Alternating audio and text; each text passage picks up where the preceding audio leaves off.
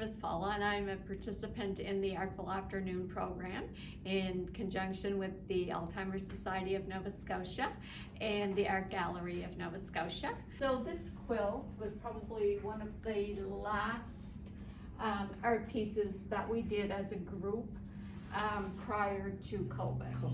Yeah. So each of us was given a piece of fabric, and then we were able to take other pieces of fabric.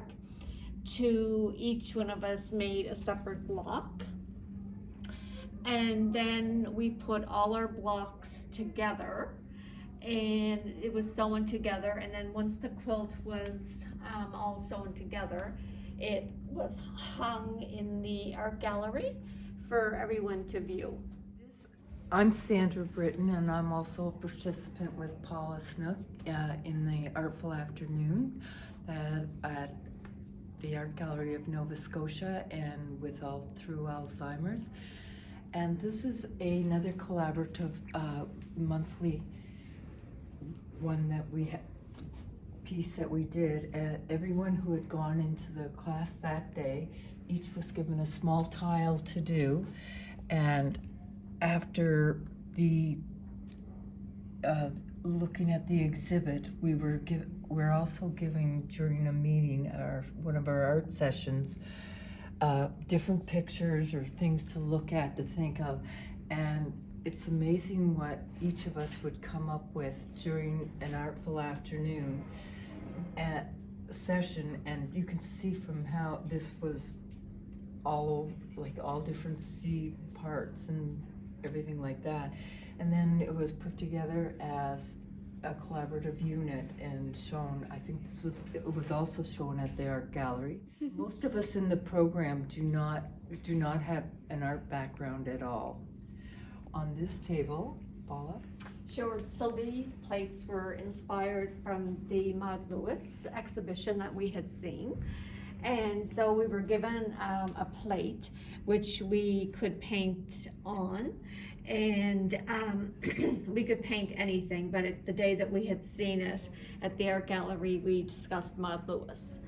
So this plate here was more Maud Lewis inspired.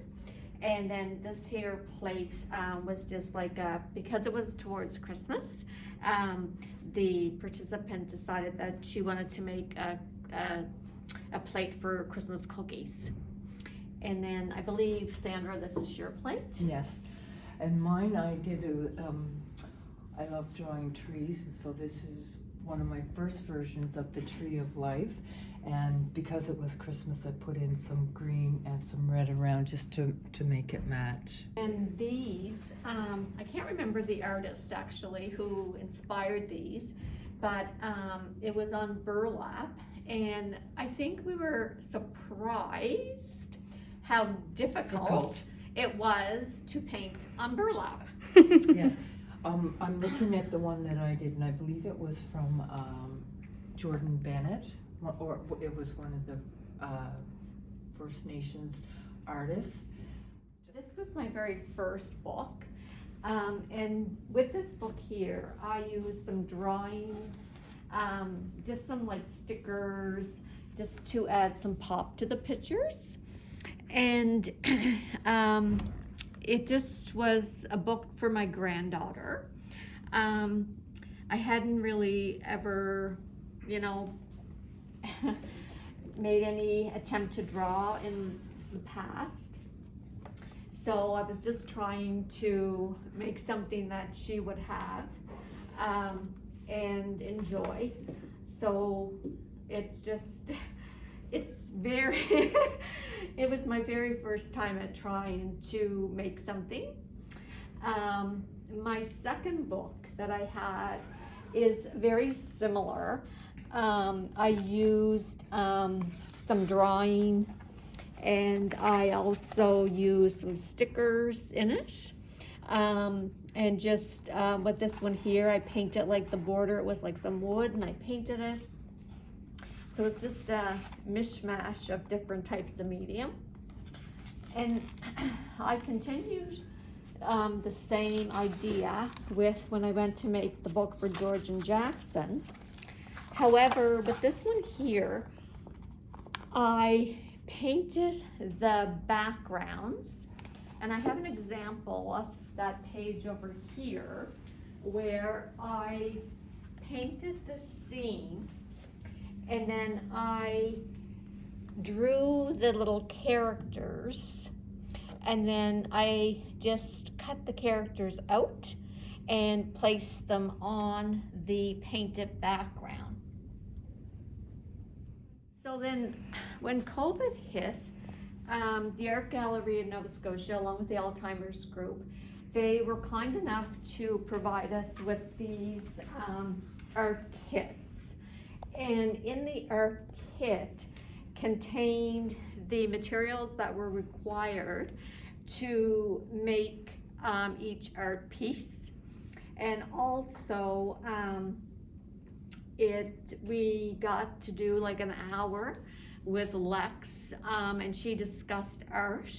And then it was after that time, after the first session, that I actually discovered my love for plasticine.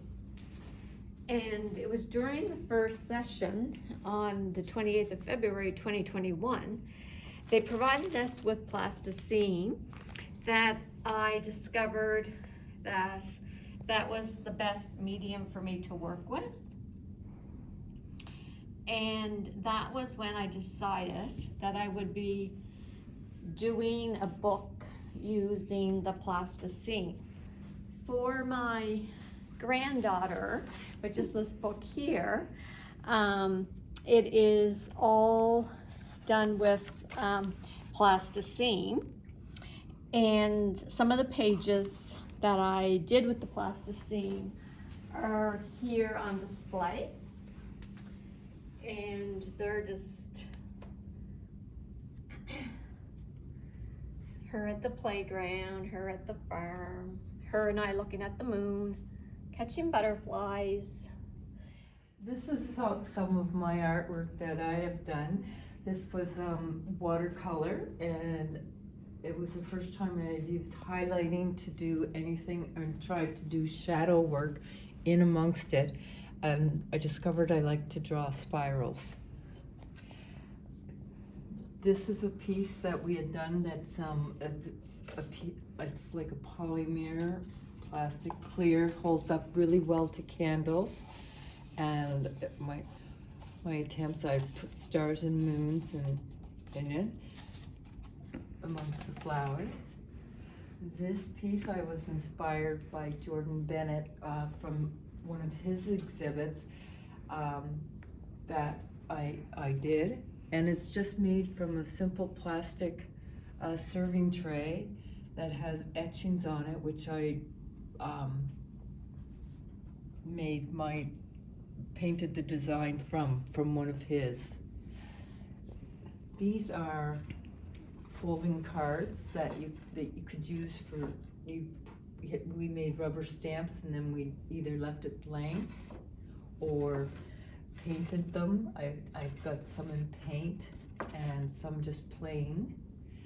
This picture was done after I had done lintyping from another project, and I wanted to try doing line drawings, pencil line drawings, and I got it from a book. It's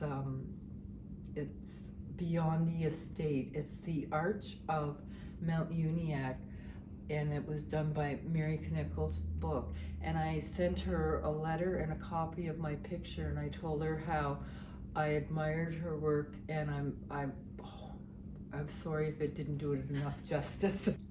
This is another section. This group of artwork is all done on wood, and was very different painting straight on the wood and seeing how it absorbed or it didn't absorb, and how the grains of the wood would take in some of the color, lighter and darker, how they worked out. Mm-hmm. On this side we did a session on hands, and these were my attempts at my hands. Mm-hmm.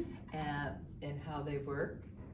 And some over here is some more rubber stamping that I created for myself, and those were the only 3 copies I have of them. In this one we were working with charcoal, and this was my painting of, it was supposed to be the picture of the face of a woman. I actually made a mistake and ruined the eye, and so I changed it to a hat drooped over her eye. In this class, when I made this one, this is a cedar roof shingle, and it was one of the exhibits that we had done, was they had shown all kinds of them, and so this was what my attempt of drawing on a cedar shingle would look like.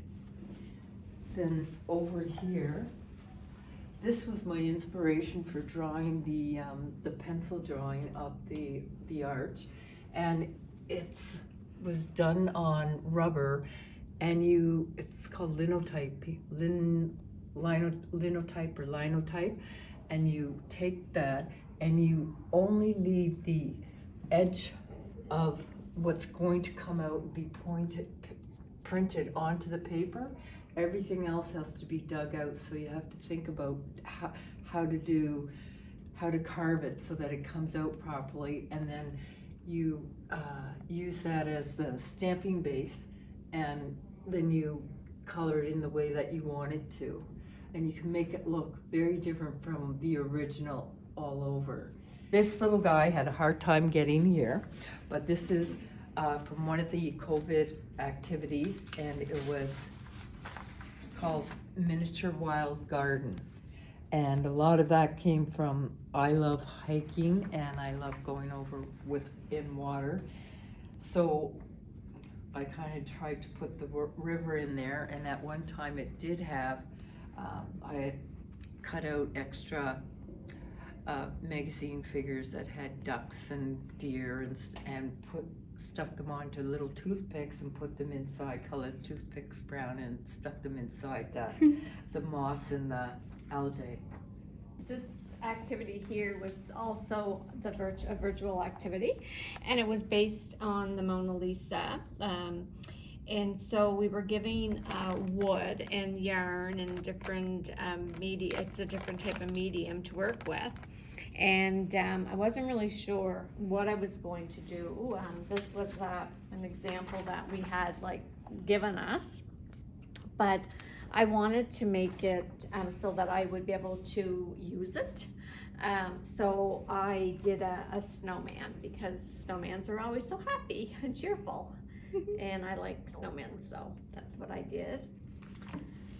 And then there was watercolor session, and we were provided watercolors, and I really enjoy water and the beach, and so I was inspired to do a drawing of beach houses because they're just so colorful.